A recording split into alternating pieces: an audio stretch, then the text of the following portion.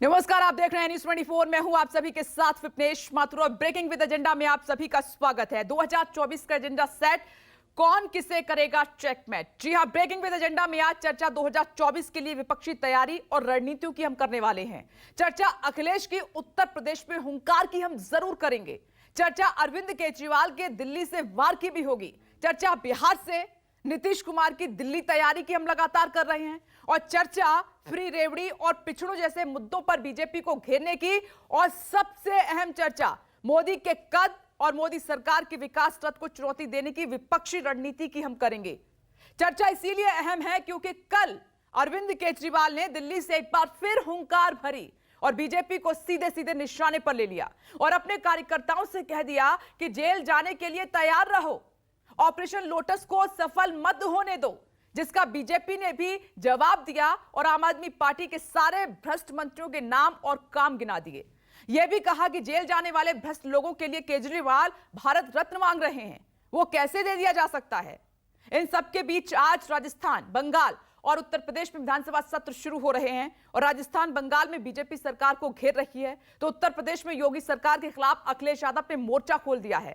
जयंत चौधरी के सड़क पर उतरकर महंगाई, बेरोजगारी, भ्रष्टाचार पर सरकार को घेर रहे हैं। तो सियासत कैसे गर्म है और क्या विपक्ष की रणनीति है, इस मुद्दे पर करेंगे बात। लेकिन सबसे पहले चलते हैं लखनऊ, जहां पर सियासी हलचल सबसे ज्यादा तेज है। आज वहां पर नजर रहेगी क्योंकि अखिलेश यादव ने योगी सरकार को घेरने की एक बड़ी तैयारी कर ली है, जिसमें कई मुद्दे शामिल हैं। कानून व्यवस्था का मुद्दा शामिल है, महिलाओं के साथ हो रहे अपराध का मुद्दा शामिल है, बेरोजगारी का मुद्दा शामिल है। ऐसे तमाम मुद्दों को लेकर वो योगी सरकार को घेरेंगे।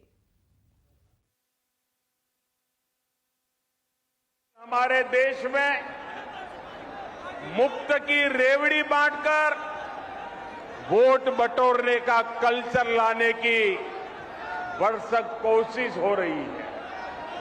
ये रेवड़ी कल्चर देश के विकास के लिए बहुत घातक है। इस रेवड़ी कल्चर से देश के लोगों को और खास करके मेरे युवाओं को बहुत सावधान रहने की जरूरत है।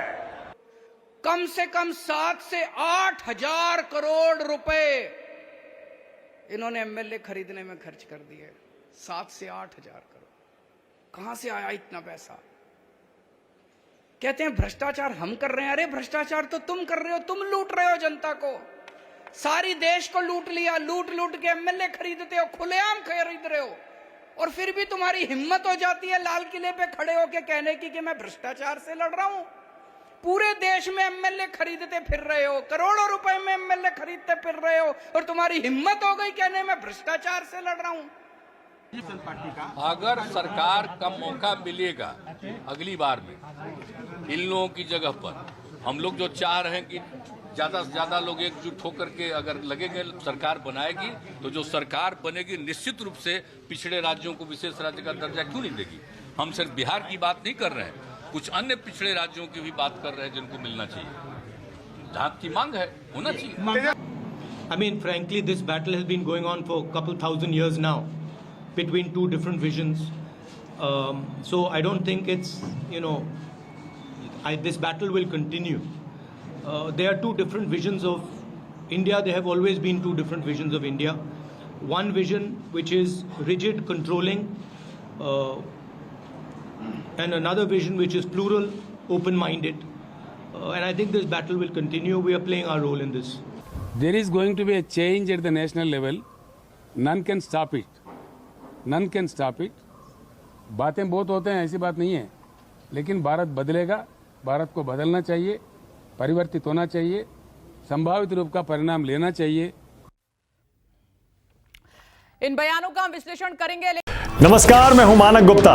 अगर आपको हमारा ये वीडियो पसंद आया हो तो इसे लाइक और शेयर जरूर करें और हां, हमें सब्सक्राइब और फॉलो करना ना भूलें ताकि आप देश और दुनिया की कोई खबर मिस ना करें। तो जुड़े रहिए हमारे साथ और देखते रहिए न्यूज़ 24।